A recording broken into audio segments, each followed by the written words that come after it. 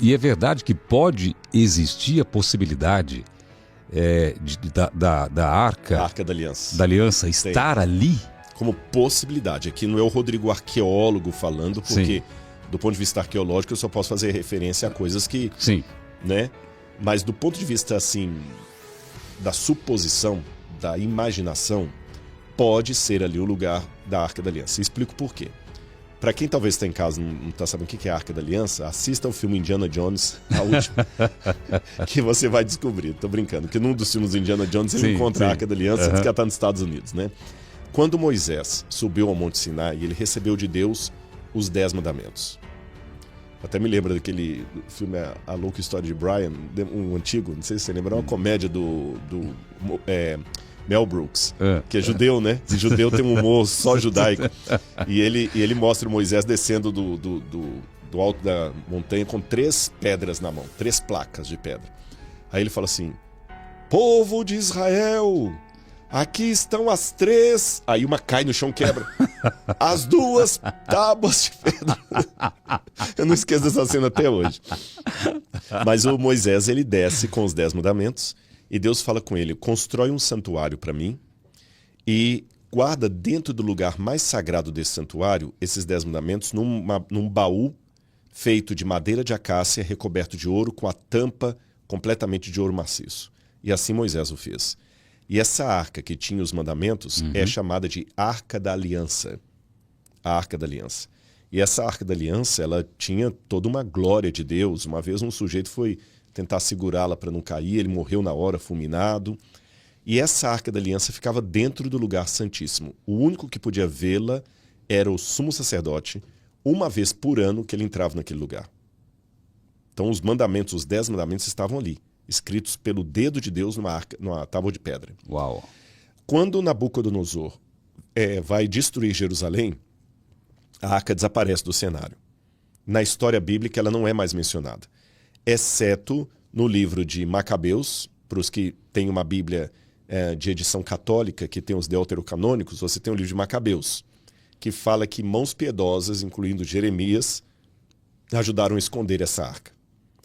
Outros autores do passado, como Flávio Joséfo, também o Talmude, também falam que a arca foi escondida para que Nabucodonosor não a levasse para a Babilônia.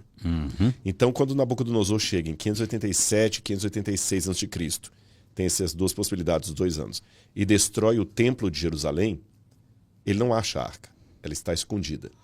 E aí vem a pergunta: onde ela estaria? Nessa situação, a arca foi escondida em algum lugar, ninguém sabe onde. No segundo templo, na época de Jesus, não havia mais arca lá dentro. E uma possibilidade é que essa arca pudesse estar debaixo ali mesmo do próprio Monte de Jerusalém. Porque há vários túneis ali. Sim. É um queijo suíço aquilo. Aquilo é. E que não foram escavados. Então, por isso que saem essas hipóteses da arca estar lá. O que tem a ver com a escavação de Al-Aqsa? Não podemos escavar lá. Porém, há uns 10 anos, mais ou menos, uns 10 anos, vários caminhões começaram a sair de madrugada da Al-Aqsa, porque os próprios muçulmanos que administravam lá estavam fazendo uma reforma clandestina. Eles não queriam que ninguém soubesse, então eles tiravam os caminhões de madrugada. Eu passei lá com guia, e o meu guia judeu, ele falou para mim: eles fizeram aqui sem autorização. Exatamente. De qualquer jeito, colocavam tratores aqui embaixo para tirar as coisas, escavaram de qualquer jeito. Exatamente. E antes de você completar o raciocínio e contar essa história, eu passei numa loja de joias, que o dono é amigo desse guia judeu, do Samuel, e ele me apresentou a loja. O que eles fizeram com essa loja e com as joias? Eles começaram a comprar parte desses entulhos e achar coisas raríssimas no meio dessa... Vidro romano. Exatamente. E fazer joias. E estão vendendo com um valor assim astronômico. E aproveitando exatamente a escavação clandestina que fizeram lá. Exatamente. Acho que foram uns 80 caminhões de terra. Que loucura! E o caminhão saía de madrugada e jogava tudo perto do Monte Scopus, lá da Universidade Hebraica. E um aluno do professor Gabriel Barcai passou e viu aquilo. Aluno de arqueologia. Contou para o professor. Gabriel Barcai foi lá, viu de madrugada os caminhões saindo, falou assim, olha, se Maomé... Vou falar até, vou fazer outro trocadilho com os muçulmanos. Se Maomé não vai à montanha, montanha vem a Maomé, né? A gente não pode escavar lá, mas podemos peneirar o entulho de lá. Então começaram a fazer o processo do Sifin Project, que hoje está lá perto da Universidade Hebraica. Eu já participei umas 4 ou 5 vezes desse projeto. A gente só peneira tudo aquilo ali, acha prego romano, moeda, já achei restos. Agora, o achado mais fantástico disso, que eu até vou aproveitar e vou pedir licença para fazer um convite para o pessoal e para você, Celso. No dia 12 de novembro, às 10 horas da manhã, nós vamos inaugurar em Engenheiro Coelho, cidade que você já esteve fazendo um programa lá. Sim. Vamos inaugurar o primeiro museu de arqueologia bíblica daqui do Brasil. Uau. Um prédio com 3.000 peças originais arqueológicas e algumas réplicas. E por que justamente agora? Então anota aí, pessoal, na agenda, tá bom? Dia 12 de novembro, às 10 horas da manhã, em Engenheiro Coelho. Mas qual que é o endereço? Depois fica atento nas minhas redes sociais. A gente coloca aqui no primeiro comentário, aqui também a gente põe fixo o primeiro comentário. Ótimo, maravilha. Todo mundo aqui. Aí vai ser um prazer receber vocês lá. Vocês vão ver ao vivo várias peças arqueológicas bonitas. Mas foram encontradas por você, não? Não, o que eu encontro fica lá. Fica lá. A única coisa que eu trouxe é um pedacinho de cerâmica, essas coisas todas. Mas tem uma... Se encontrar uma moeda é do governo? É do governo. Tá, apenas coisas que o governo permite que saiam do país. Por uma legislação de Israel. Ok. E outras peças que foram compradas de antiquários e tudo mais. 3.000 peças? 3.000 peças. 2.900 e pouca, mas eu estou arredondando para 3.000 aproximadamente. Caramba. Se você gosta de visitar aí e é ligado à arqueologia ou gosta de visitar museus, é um grande programa para você. Exatamente. Fora as réplicas. Nós temos réplica de múmia em tamanho natural, muita coisa legal. Um jardim do lado de fora só com árvores bíblicas mencionadas na Bíblia, que o pessoal não conhece. Tamareira, cedro do Líbano, em tamanho natural lá. Uau. Então, muitas crianças não sabem o que são essas árvores da Bíblia. E por que eu citei isso aqui agora? Porque nessa escavação aí do peneiramento do Sifin Project, começaram a aparecer pedaços de mármore de pórfiro, O que é pórfiro? Pórfiro é um tipo de mármore avermelhado. Ele é caríssimo. Somente, por exemplo, túmulos de imperadores têm aquele mármore de pórfiro, que ele era caríssimo na época, até hoje ele é muito caro. Eu não sei se você já teve a oportunidade de ir à França, a Paris, Sim. E visitou o túmulo de Napoleão Bonaparte. Já visitei. Lá o túmulo, aquele túmulo de Napoleão, que tem aquela pedra vermelha, aquele é o pórfiro. Aquele é o pórfiro. Então imagina quão caro não é. Mas começaram a aparecer pedaços cortados. Mármore de pórfiro, tinha alguns outros tipos de pedaços de pedras, como a próprio calcário, outras pedras assim. E começaram a pegar e montar um quebra-cabeças. Sim. E hoje nós temos a ideia como era o piso do templo da época de Jesus. Caramba! E no museu eu separei uma parte, um quadrado, onde nós vamos remontar como era o piso da época do templo de Jesus. Caramba, então, que demais a pessoa isso. vai entrar no museu já tendo uma aula como é que era o piso do templo.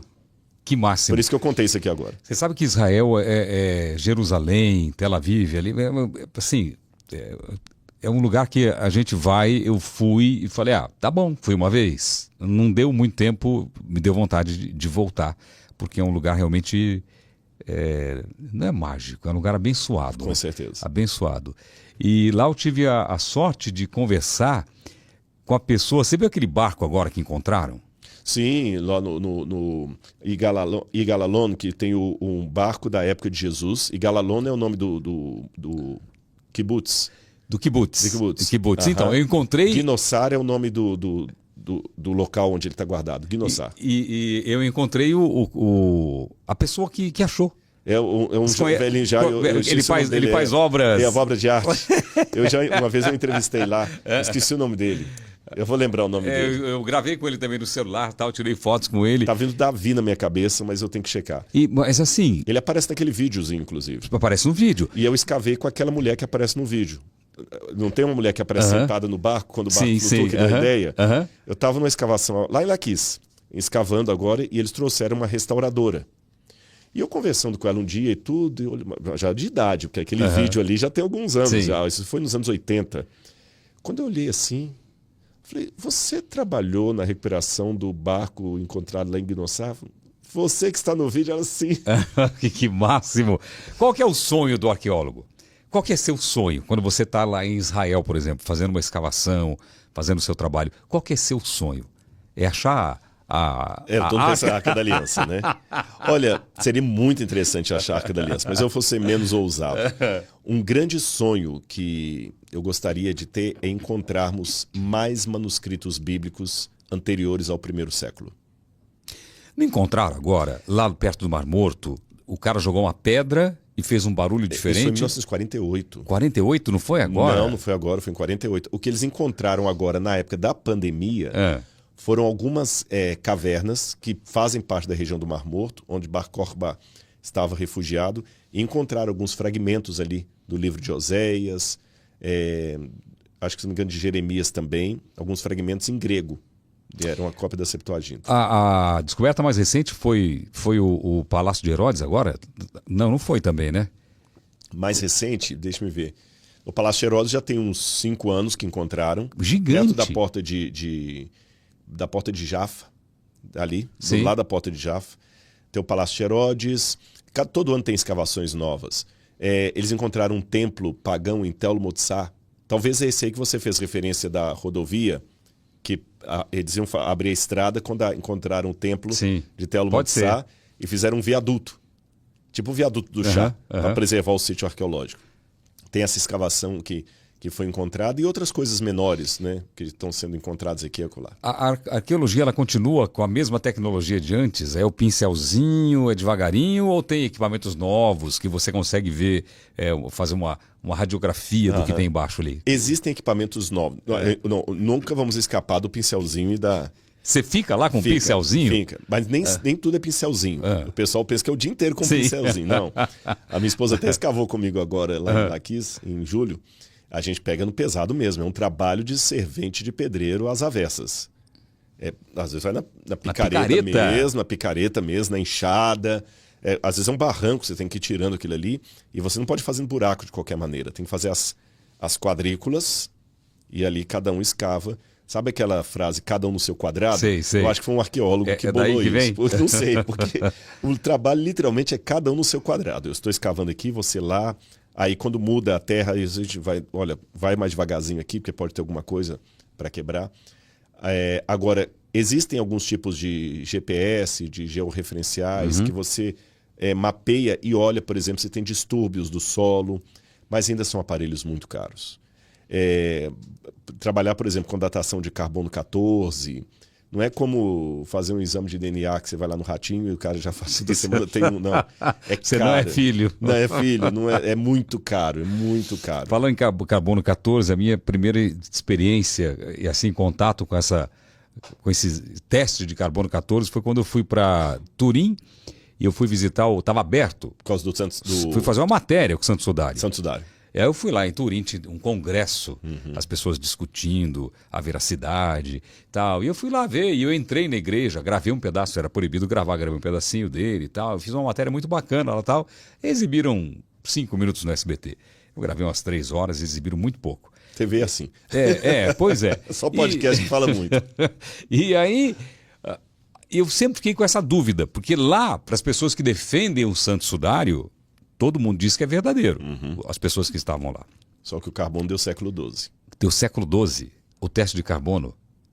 Isso então foi o que foi forjado? Forjado. Vários panos como aqueles surgiram na Europa.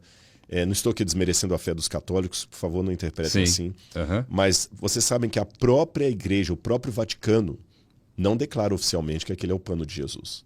O próprio Vaticano... Hoje, a posição oficial do Vaticano, em que pese alguns padres que entusiasmadamente falem a posição oficial do Vaticano, pelo menos até a época do Papa Ratzinger, o Bento XVI, eu não sei se o Papa Francisco renovou isso, falou alguma coisa diferente, mas até a época do Papa Bento XVI, a ideia do sudário é uma peça de veneração, mas não podemos afirmar que era o pano de Jesus. Entendi. Entendeu? Será que é por isso que ela ficou fechada por um bom tempo? A igreja estava talvez decidindo o que fazer com isso, não? Não sei, mas ainda continua fechado. Até onde eu saiba, o sudário só tem uma época do ano que eles abrem para exposição.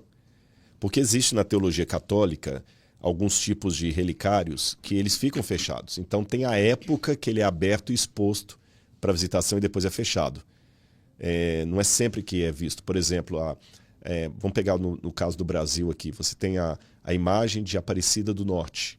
A original mesmo, aquela que foi encontrada pelos pescadores, sim, ela não fica lá qualquer dia que o católico chegar lá, ele vai ver. Não. No altar tem uma réplica. A original ela fica trancada a 7 chaves e tem uma época que eles abrem e mostram a original. Então não é sempre assim que você vai chegar lá e tá vendo. Quando eu fui lá, eles fecharam por um bom tempo. Não sei por qual motivo, mas ficar fechado por um bom tempo. Foi inclusive por isso que foram fazer a matéria lá.